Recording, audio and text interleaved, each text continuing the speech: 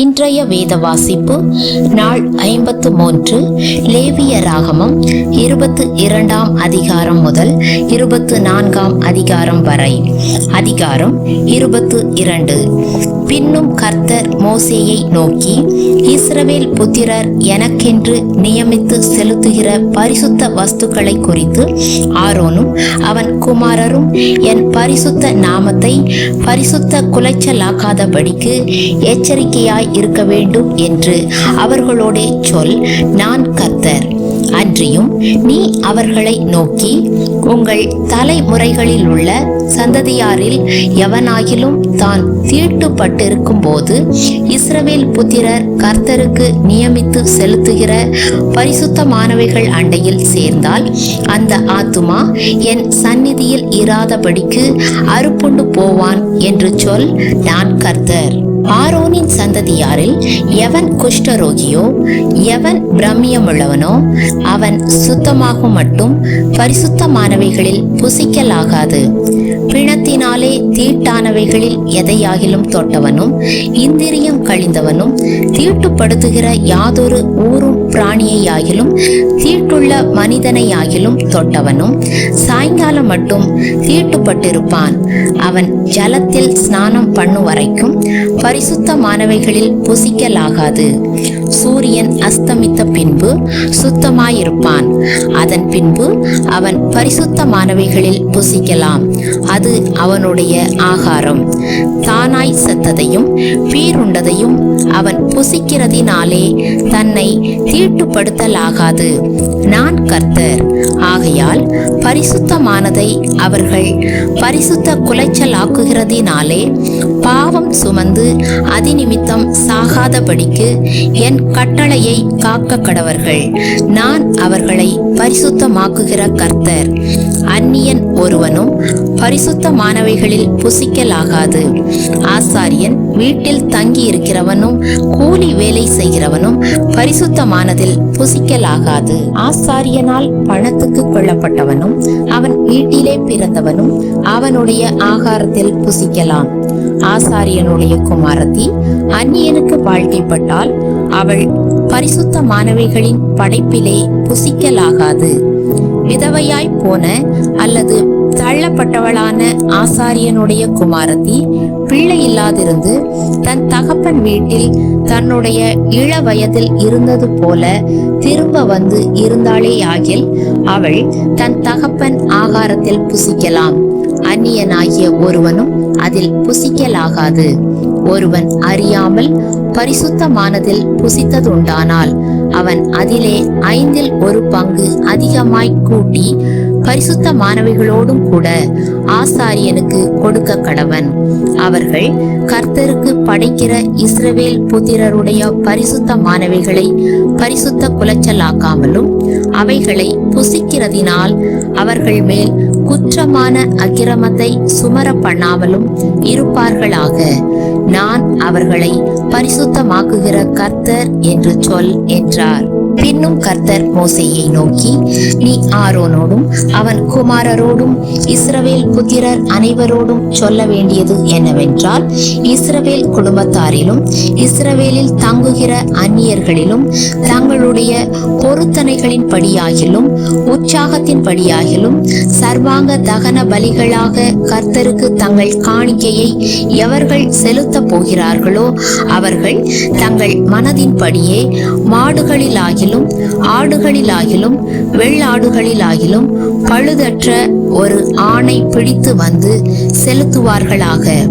பழுதுள்ள ஒன்றையும் செலுத்த வேண்டாம். அது உங்கள் நிமித்தம் அங்கீகரிக்கப்படுவதில்லை.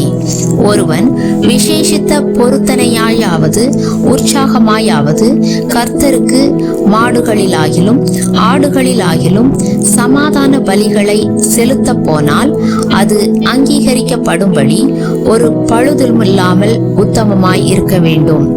குருடு, நெரிசல், முடம், களலை, சொறி, பொன் முதலிய பழுதுள்ளவைகளை நீங்கள் கர்த்தருக்கு செலுத்தாமலும் அவைகளாலே கர்த்தருக்கு பலிபீடத்தின் மேல் தகன பலியிடாமலும் இருப்பீர்களாக. நீண்ட அல்லது குறுகின அவயமுள்ள மாட்டையும் ஆட்டையும் நீ உற்சாக பலியாக இடலாம். பொருத்தனைக்காக அது அங்கீகரிக்கப்பட மாட்டாது. விதை நசுங்கினதையும் நொறுங்கினதையும் காயம் பட்டதையும் விதை அறுக்கப்பட்டதையும் நீங்கள் கர்த்தருக்கு செலுத்தாமலும் அவைகளை உங்கள் தேசத்திலே பலியிடாமலும் இருப்பீர்களாக. அந்நிய புத்திரன் கையிலும் இப்படிப்பட்டதை வாங்கி தேவனுக்கு அப்பமாக செலுத்தீர்களாக. அவைகளின் கேடும் பழுதும் அவைகளில் இருக்கிறது. அவைகள் உங்களுக்காக அங்கீகரிக்கப்படுவதில்லை என்று சொல் என்றார். பின்னும் கர்த்தர் மோசேயை நோக்கி, ஒரு கன்றாவது செம்மறியாட்டு குட்டியாவது வெள்ளாட்டு குட்டியாவது பிறந்தால் அது 7 நாள் தன் தாயினிடத்தில் இருக்க கடவது. 8ஆம் நாள் முதல் அது கர்த்தருக்கு தகன பலியாக அங்கீகரிக்கப்படும். பசுவையும் அதன் கன்றையும் ஆட்டையும் அதன் குட்டியையும் ஒரே நாளில் கொல்ல வேண்டாம். கர்த்தருக்கு ஸ்தோத்திர பலியை செலுத்துவீர்களானால் மனப்பூர்வமாய் அதை செலுத்துவீர்களாக. அந்நாளிலே தான் அது புசிக்கப்பட வேண்டும். விடியற்காலம் மட்டும் நீங்கள் அதில் ஒன்றும் மீதியாக வைக்க வேண்டாம். நான் கர்த்தர். நீங்கள் என் கட்டளைகளை கைக்கொண்டு அவைகளின்படி செய்ய கடவீர்கள். நான் கர்த்தர். என் பரிசுத்த நாமத்தை பரிசுத்த குலைச்சலாக்காதிருப்பீர்களாக. நான் இஸ்ரவேல் புத்திரர் நடுவே பரிசுத்தர் என்று மதிக்கப்படுவேன். நான் உங்களை பரிசுத்தமாக்குகிற கர்த்தர். நான் உங்களுக்கு தேவனாய் இருப்பதற்காக உங்களை எகிப்து தேசத்திலிருந்து புறப்பட பண்ணினேன். நான் கர்த்தர் என்று சொல் என்றார். அதிகாரம் 23. பின்னும் கர்த்தர் மோசேயை நோக்கி, இஸ்ரவேல் புத்திரரோடே சொல்ல வேண்டியது என்னவென்றால், சபை கூடி வந்து பரிசுத்த நாட்களாக ஆசரிக்கும்படி நீங்கள் கூற வேண்டிய கர்த்தருடைய பண்டிகை நாட்களாவன. 6 நாளும் வேலை செய்ய வேண்டும். 7ஆம் நாள் பரிசுத்த சபை கூடுதலான ஓய்வு நாள். அதில் ஒரு வேலையும் செய்ய வேண்டாம்.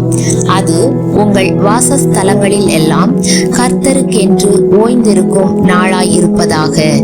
சபை கூடி வந்து பரிசுத்தமாய் ஆசரிக்கும்படி நீங்கள் குறித்த காலத்தில் கூற வேண்டிய கர்த்தரின் பண்டிகைகளாவன. 1ஆம் மாதம் 14ஆம் தேதி அந்தி நேரமாகிற வேளையிலே கர்த்தரின் பஸ்கா பண்டிகையும், அந்த மாதம் 15ஆம் தேதியிலே கர்த்தருக்கு புளிப்பில்லா அப்ப பண்டிகையுமாய் இருக்கும். 7 நாள் புளிப்பில்லா அப்பங்களை புசிக்க வேண்டும். 1ஆம் நாள் உங்களுக்கு பரிசுத்தமான சபை கூடுதல். அதிலே சாதாரணமான யாதொரு வேலையும் செய்ய வேண்டாம். 7 நாளும் கர்த்தருக்கு தகன பலியிட வேண்டும். 7ஆம் நாள் பரிசுத்தமான சபை கூடுதல். அதில் சாதாரணமான யாதொரு வேலையும் செய்யலாகாது என்று சொல் என்றார்.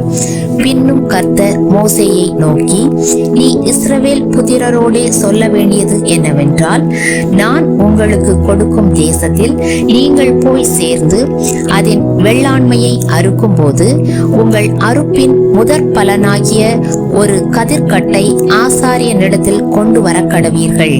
உங்களுக்காக அது அங்கீகரிக்கப்படும்படி ஆசாரியன் அந்த கதிர்கட்டை ஓய்வு நாளுக்கு மறுநாளில் கர்த்தருடைய சந்நிதியில் அசைவாட்ட வேண்டும்.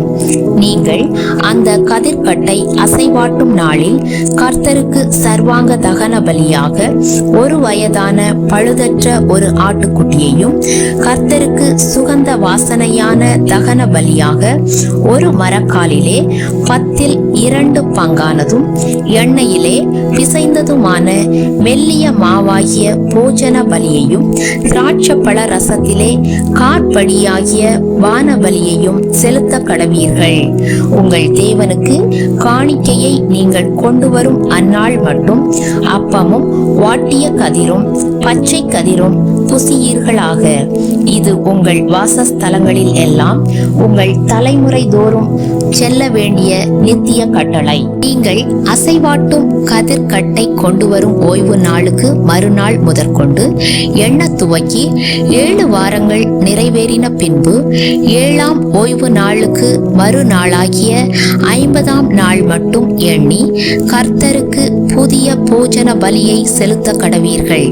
நீங்கள் ஒரு மரக்காலிலே 10 பங்காகிய மெல்லிய மாவிலே புளிப்பாக பாகம் பண்ணப்பட்ட அசைவாட்டும் காணிக்கையாயிருக்கிற 2 அப்பங்களை உங்கள் வாசஸ்தலங்களிலிருந்து கர்த்தருக்கென்று முதற் பலனாக கொண்டு வந்து அப்பத்தோடே கூட கர்த்தருக்கு சர்வாங்க தகன பலியாக 1 வயதான பழுதற்ற 7 ஆட்டுக்குட்டிகளையும் 1 காளையையும் 2 ஆட்டுக்கடாக்களையும் கர்த்தருக்கு சுகந்த வாசனையான தகன பலியாக அவைகளுக்கு அடுத்த போஜன பலியையும் வான பலிகளையும் செலுத்தி வெள்ளாடுகளில் 1 கடாவை பாவ நிவாரண பலியாகவும் 1 வயதான 2 ஆட்டுக்குட்டிகளை சமாதான பலியாகவும் இடக்கடவீர்கள். அவைகளை ஆசாரியன் முதற் பலனாகிய அப்பத்தோடும் 2 ஆட்டுக்குட்டிகளோடும் கூட கர்த்தருடைய சந்நிதியில் அசைவாட்டும் பலியாக அசைவாட்ட கடவன். கர்த்தருக்கு பரிசுத்தமாகிய அவைகள் ஆசாரியன் உடையவைகள் ஆகும். அந்த நாள் உங்களுக்கு சபை கூடும் பரிசுத்த நாள் என்று கூற வேண்டும். அதிலே சாதாரணமான யாதொரு வேலையும் செய்யலாகாது. இது உங்கள் வாசஸ்தலங்களில் எல்லாம் உங்கள் தலைமுறை தோறும் செல்ல வேண்டிய நித்திய கட்டளை. உங்கள் தேசத்தின் வெள்ளாண்மையை நீங்கள் அறுக்கையில் வயலின் ஓரத்தில் இருக்கிறதை முற்றிலும் அறுக்காமலும் சிந்தி கிடக்கிற கதிர்களை பொறுக்காமலும் எளியவனுக்கும் பரதேசிக்கும் அவைகளை விட்டுவிட வேண்டும். நான் உங்கள் தேவனாகிய கர்த்தர் என்று சொல் என்றார். பின்னும் கர்த்தர் மோசேயை நோக்கி, நீ இஸ்ரவேல் புத்திரரோடே சொல்ல வேண்டியது என்னவென்றால், உங்களுக்கு 7ஆம் மாதம் 1ஆம் தேதி எக்கால சத்தத்தால் ஞாபக குறியாக கொண்டாடுகிற பண்டிகை என்கிற சபை கூடும் பரிசுத்த ஓய்வு நாளாய் இருப்பதாக. அதிலே சாதாரணமான யாதொரு வேலையும் செய்யாமல் கர்த்தருக்கு தகன பலி செலுத்த வேண்டும் என்று சொல் என்றார். பின்னும் கர்த்தர் மோசேயை நோக்கி, அந்த 7ஆம் மாதம் 10ஆம் தேதி உங்களுக்கு பாவ நிவர்த்தி செய்யும் நாளும் சபை கூடும் பரிசுத்த நாளுமாய் இருப்பதாக. அப்பொழுது நீங்கள் உங்கள் ஆத்துமாக்களை தாழ்மைப்படுத்தி கர்த்தருக்கு தகன பலி செலுத்த கடவீர்கள். அந்த நாள் உங்கள் தேவனாகிய கர்த்தருடைய சந்நிதியில் உங்களுக்காக பாவ நிவர்த்தி செய்யப்படும் பாவ நிவாரண நாளாயிருக்கிறபடியால் அதிலே யாதொரு வேலையும் செய்ய வேண்டாம். அந்நாளிலே தன்னை தாழ்மைப்படுத்தாத எந்த ஆத்துமாவும் தன் ஜனத்தில் இராதபடிக்கு அறுப்புண்டு போவான். அந்நாளிலே ஒரு ஆத்துமா யாதொரு வேலையை செய்தால் அந்த ஆத்துமாவை அவன் ஜனத்தின் நடுவிலே வைக்காமல் அழிப்பேன். அதில் நீங்கள் எந்த வேலையும் செய்யாதிருப்பது உங்கள் வாசஸ்தலங்களில் எல்லாம் உங்கள் தலைமுறை தோறும் செல்ல வேண்டிய நித்திய கட்டளை. அது உங்களுக்கு விசேஷித்த ஓய்வு நாள். அதில் உங்கள் ஆத்துமாக்களை தாழ்மைப்படுத்த வேண்டும். அந்த மாதத்தின் 9ஆம் தேதி சாயங்காலம் துவக்கி மறுநாள் சாயங்காலம் மட்டும் உங்கள் ஓய்வை ஆசரிக்க கடவீர்கள் என்றார். பின்னும் கர்த்தர் மோசேயை நோக்கி, நீ இஸ்ரவேல் புத்திரரோடே சொல்ல வேண்டியது என்னவென்றால், அந்த 7ஆம் மாதம் 15ஆம் தேதி முதல் 7 நாள் அளவும் கர்த்தருக்கு ஆசரிக்கும் கூடார பண்டிகையாய் இருப்பதாக. 1ஆம் நாள் சபை கூடும் பரிசுத்த நாள். அதிலே சாதாரணமான யாதொரு வேலையும் செய்யலாகாது. 7 நாளும் கர்த்தருக்கு தகன பலி செலுத்த கடவீர்கள். 8ஆம் நாள் உங்களுக்கு சபை கூடும் பரிசுத்த நாள். அதிலே கர்த்தருக்கு தகன பலி செலுத்த கடவீர்கள். அது ஆசரிக்கப்படும் நாள். அதிலே சாதாரணமான யாதொரு வேலையும் செய்ய வேண்டாம். நீங்கள் கர்த்தருடைய ஓய்வு நாட்களில் செலுத்துவதும் தவிர நீங்கள் கர்த்தருக்கு படைக்கிற உங்கள் எல்லா காணிக்கைகளும் பொருத்தனைகளும் உற்சாக பலிகளும் தவிர நீங்கள் அந்தந்த நாளுக்கு தக்கதாய் கர்த்தருக்கு சர்வாங்க தகன பலி, போஜன பலி, இரத்த பலி, வான பலி, முதலானவைகளை செலுத்தும்படி சபை கூடி வந்து பரிசுத்தமாய் ஆசரிப்பதற்காக நீங்கள் கூற வேண்டிய கர்த்தருடைய பண்டிகைகள் இவைகளே. நிலத்தின் பலனை நீங்கள் சேர்த்து வைக்கும் 7ஆம் மாதம் 15ஆம் தேதி முதல் கர்த்தருக்கு பண்டிகையை 7 நாள் ஆசரிக்க கடவீர்கள். முதலாம் நாளிலும் ஓய்வு, 8ஆம் நாளிலும் ஓய்வு.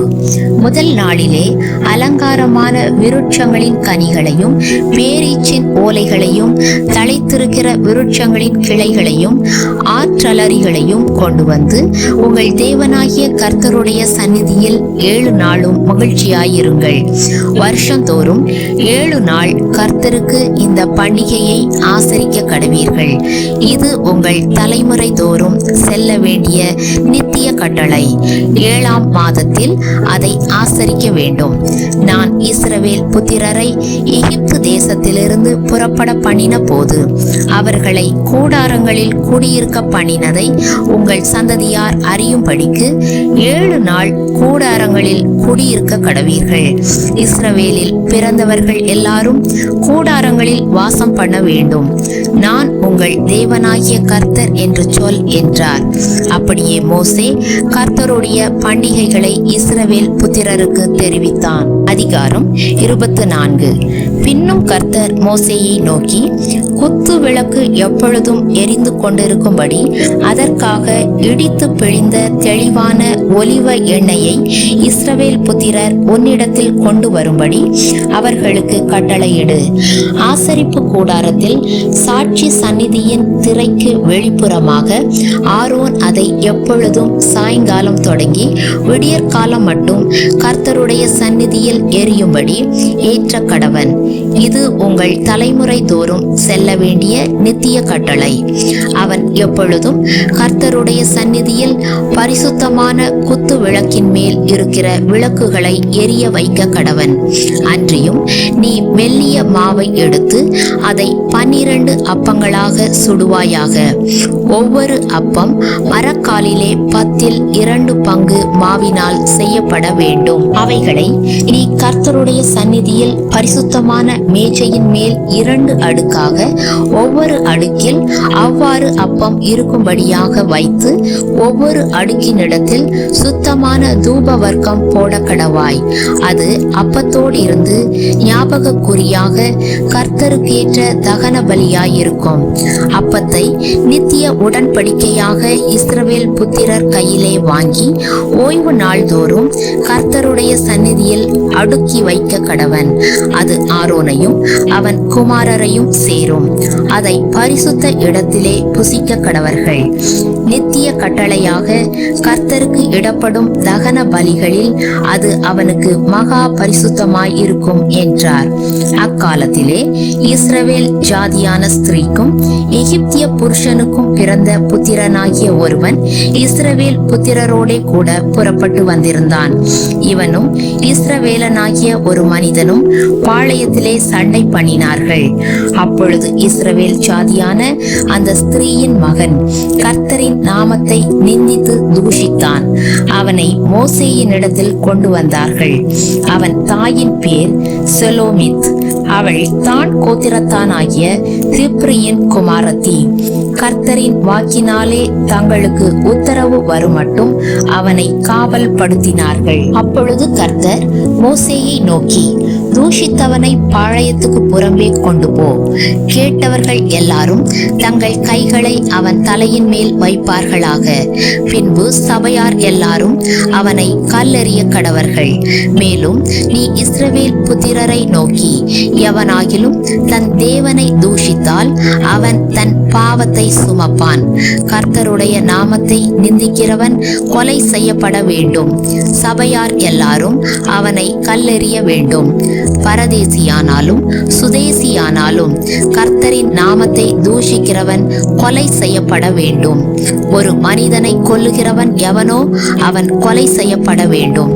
மிருகத்தை கொன்றவன் மிருகத்துக்கு மிருகம் கொடுக்க கடவன். ஒருவன் பிறனை ஊனப்படுத்தினால் அவன் செய்தபடி செய்தபடியே அவனுக்கும் செய்யப்பட கடவது. நொறுக்குதலுக்கு நொறுக்குதல், கண்ணுக்கு கண், பல்லுக்கு பல்.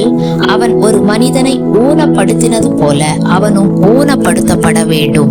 மிருகத்தை கொன்றவன் பதில் கொடுக்க வேண்டும், மனிதனை கொன்றவனோ கொலை செய்யப்பட கடவன். உங்களில் பரதேசிக்கும் சுதேசிக்கும் ஒரே நியாயம் இருக்க வேண்டும். நான் உங்கள் தேவனாகிய கர்த்தர் என்று சொல் என்றார். அப்படியே தூஷித்தவனை பாளையத்துக்கு புறம்பே கொண்டு போய் அவனை கல்லெறியும்படி மோசே இஸ்ரவேல் புத்திரரோடே சொன்னான். கர்த்தர் மோசேக்கு கட்டளையிட்டபடியே செய்தார்கள்.